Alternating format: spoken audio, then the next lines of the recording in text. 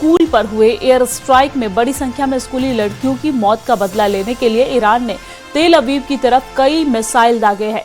कहा जा रहा है कि ये मिसाइल मिनाब में मारी गई स्कूली बच्चियों की याद में लॉन्च की गई है।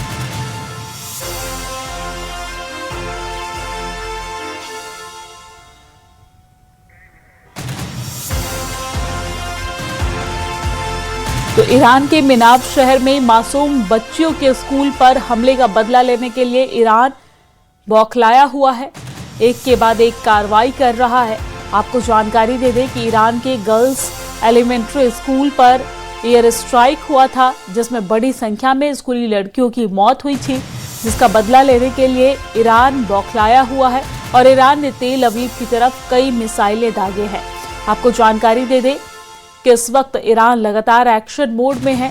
जिस तरीके से ईरान के सुप्रीम लीडर अली खामेनेई की मौत हुई, अली खामेनेई के ऊपर हमला किया गया, इसके बाद ईरान के लोगों में और अली खामेनेई के समर्थक में काफी आक्रोश था।